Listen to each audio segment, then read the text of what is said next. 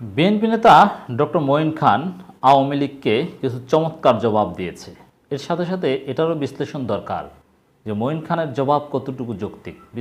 জবাবটা কিন্তু চমৎকার হয়েছে, কিন্তু কতটুকু যৌক্তিক, পুরোপুরি যৌক্তিক কি না, বিষয়ে বিএনপি কতটুকু বিদেশ নির্ভর।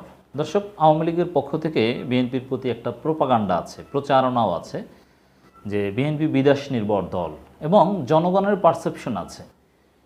বিএনপির মধ্যেও এই বিষয়ে আত্মপর্যালোচনা আছে, যুক্তরাষ্ট্রের উপর অতিমাত্রায় নির্ভর ছিল। আওয়ামী লীগের পক্ষ থেকে বলা হয় জনগণের অনেকের পারসেপশন, বিএনপি অনেকে মনে করে যে না, বিদেশিদের উপর, বিশেষ করে যুক্তরাষ্ট্রের উপর যথেষ্ট নির্ভরতা ছিল। তো এই যে সমালোচনা, বিএনপির প্রতি যে এই যে প্রচারণা, তার জবাব দিয়েছেন ডক্টর মঈন খান চমৎকার ভাষায়। বিএনপি বিদেশ নির্ভর হলে সারা বছর এসি রুমে সিনেমা দেখত মঈন খান। তিনি বোঝাতে চেয়েছেন যে বিএনপি বিদেশ নির্ভর না। আসলে কি তাই? হ্যাঁ, বিএনপি পুরোপুরি বিদেশ নির্ভর নয়। একেবারে শতভাগ বিদেশ নির্ভর হলে বিএনপি মাঠে থাকতো না, রাজপথে আন্দোলন করতো না, 28 অক্টোবর সমাবেশ করে মার খেত না, নেতাদের কারাগারে যেতে হতো না। পুরোপুরি বিদেশ নির্ভর হলে তারা এসি রুমে বসে সিনেমা দেখত। That's true. যেরকম আমরা আফগানে দেখেছি যে যুক্তরাষ্ট্রের পাপেট গভর্নমেন্ট যারা, তারা রাজপথে নামা বা প্রতিপক্ষের মোকাবেলা করা বা এগুলোর ধার ধারে না, তারা এসি রুমে বসে সিনেমা দেখত, আর যুক্তরাষ্ট্র তাদেরকে ক্ষমতায় বসিয়ে দিত। কিন্তু বিএনপি সেরকম নয়। ইটস ট্রু, মঈন খানের বক্তব্যের সাথে আমি একমত। তবে সঠিক জবাব হচ্ছে, সঠিক কথা হচ্ছে বিএনপি আংশিক বিদেশ নির্ভর ছিল। যেমন যুক্তরাষ্ট্রের উপর কিছু প্রত্যাশা ছিল, যুক্তরাষ্ট্র এই করে, এটা বিএনপি নেতারাই বলেছে। এবার যুক্তরাষ্ট্র ধরেছে। বিএনপির অত্যন্ত কাছের মিত্র মাহমুদুর রহমান মান্না সাহেবও বলেছিল যুক্তরাষ্ট্র এই করবে সেই করবে, এবার ছাড় পাবে না, অনেক কিছুই বলেছিল। আমরা সেগুলো প্রচারও করেছিলাম। যুক্তরাষ্ট্রের উপর নির্ভরতা এটা তেমন অন্যায় নয়, কারণ যুক্তরাষ্ট্র নানান পদক্ষেপ নিয়েছিল। তারা গণতন্ত্র পুনরুদ্ধারে, জনগণের ভোটাধিকার, জনগণ যা চায় সেটা তারা চায়, এগুলোর বিষয়ে কথা দিয়েছিল, কাজ করেছিল, নানান দৌড়ঝাঁপ করেছিল। এই জন্য তাদের কাছ থেকে কিছু আশা করা, অথবা যুক্তরাষ্ট্রের তৎপরতা জনগণের আন্দোলনে ক্যাটালিস্ট হিসেবে ভূমিকা পালন করবে, এরকম কিছু প্রত্যাশা, এটা ভুল নয়।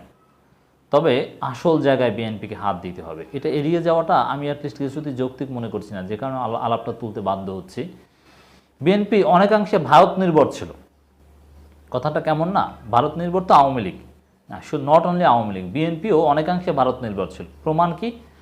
ভারত নির্ভরতার কারণেই জামাতের সাথে 7 জানুয়ারির আগে জোট করেনি, জামাতের সাথে ঐক্য করেনি। এমনকি ভারত নির্ভরতার কারণেই জামাতকে গত কয়েক বছর ইফতার মাহফিলও দাওয়াত দেয়নি, আর জামাতের দাওয়াত তো গ্রহণও করেনি, জামাতের ফোনও ধরেনি। এমনকি জামাত নেতারা গ্রেপ্তার হলে তাদের মুক্তির জন্য সামান্যতম একটা বিবৃতি দেয়া, যেটা একেবারেই বেসিক, সেই কাজটাও করেনি।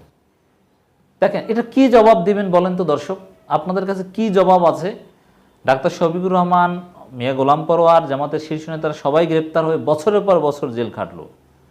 বিএনপি একটা বিবৃতিও দিল না তাদের পক্ষে, অথচ বিএনপি নেতাদের পক্ষে, এই শাহজাহান ওমরদের পক্ষেও জামাতের বিবৃতি ছিল। কেন বিএনপি মুখে কুলুপ এঁটেছিল? ভারত নির্ভরতার কারণে। এছাড়া অন্য কোনো কারণ দেখাতে পারবে না। কেন জামাতকে কোনোদিন দাওয়াত দেয়নি গত কয়েক বছর? ভারত নির্ভরতার কারণে। At the same time BNP Jamaat ইসলামীকে যুগপথের পার্টনার হিসাবে স্বীকার করেনি, অথচ জামাত বিএনপির সাথে মিল রেখে যুগপথ আন্দোলন করেছে, এবং যুগপথ কর্মসূচি ঘোষণা করার কারণেই তো ডাক্তার শফিকুর রহমান গ্রেপ্তার হয়েছিলেন, আপনাদের মনে আছে নিঃসন্দেহে। এর মানে কি? যে বিএনপি যথেষ্ট ভারত নির্ভর ছিল। এই কথাগুলো খোলামেলা আমরা কেন বলছি? ভারত নির্ভরতা থেকে বিএনপিকে বের করে আনার জন্যে। কারণ বিএনপির নেতৃত্বে গণতন্ত্র পুনরুদ্ধার হতে হবে, গণতান্ত্রিক আন্দোলন সফল হতে হবে। তাহলে মঈন খানের বক্তব্য আংশিক সত্য, যে পুরোপুরি বিদেশ নির্ভর হলে তো এসি রুমে বসে সিনেমা দেখত। তবে অনেকটা ভারত নির্ভর হওয়ার কারণে কার্যকর বিরোধী দলীয় ঐক্য করেনি, কার্যকর আন্দোলন করতে পারেনি, সর্বোচ্চ এফোর্ট দিতে পারেনি। আর কিছু বিদেশ নির্ভর নেতা তো পালিয়ে বেড়াচ্ছে, অথচ স্থায়ী কমিটির পদও একটা বাগিয়ে নিচ্ছে। ইকবাল হাসান মাহমুদ টুকু, তিনি কোথায়? তার কোনো খবর আছে? থাইল্যান্ডে আছে না কোন দেশে আছে, অথচ মিটিংয়ে পার্টিসিপেট করেন, দেশে আসার সাহস নেই। বিএনপি স্থায়ী কমিটির সদস্য ডক্টর আব্দুল মঈন খান বলেছেন, সরকার আজকে ভিন্ন মত প্রকাশের সুযোগ দিচ্ছে না। আজকে কেউ আওয়ামী লীগ করবে, কেউ বিএনপি করবে, কেউ অন্য দল করবে, এভাবেই তো সারা দুনিয়া চলে আসছে। হ্যাঁ, সঠিক কথা, কিন্তু বিএনপিরও ভুল আছে। কেউ জামাত করবে, এই অধিকারে কি, এই অধিকারে, এই নীতিতে কি বিএনপি বিশ্বাস করতো এই গত কয়েক বছর? জামাত করলে তাদের অধিকারে তো বিএনপি বিশ্বাস করতো না। তারা গ্রেপ্তার হলে যে বিবৃতি দিতে হয়, এই নীতিতে তো বিএনপি বিশ্বাস করতো না। তো বিএনপির আকিদায় সমস্যা ছিল। আওয়ামী লীগের আকিদা দেখার আগে আয়নায় নিজের আকিদা দেখা দরকার। তারপরও মঈন খান যা বলেছেন বেশিরভাগ কথাই সত্য। সরকার মুক্তিযুদ্ধের চেতনা থেকে দূরে সরে দেশে একদলীয় বাকশাল কায়েম করেছে, বাকশাল 2 কায়েম করেছে।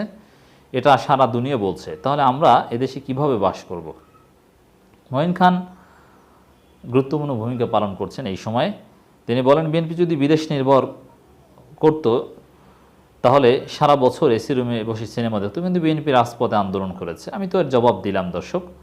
মঈন খান বলেন, আমরা আশা করব সরকার গণতন্ত্রে বিশ্বাস করবে না। এই আশা, সরকারের কাছ থেকে আশা করে, এটা আরেকটা বোকামি। আশা করা যাবে না, ঘাড় ধরে গণতন্ত্রে বিশ্বাস করাতে হবে, তাদেরকে বাধ্য করতে হবে। এই আশা, এটা সিম্পল কার্টিজি হিসেবে বলতে পারেন। মঈন খান ভদ্র মানুষ। যাই হোক দর্শক, আশা করি বাস্তবতাটা আপনারা বুঝতে পেরেছেন যে বিদেশিদের অবস্থান বিষয়ে বিএনপির অবস্থান কি, বিএনপি কি ভুল করেছিল। এটার একটা বাস্তব বিশ্বাস আপনাদেরকে থাকতে হবে। আমরা এই বিশ্লেষণ করছি 31 মার্চ 24।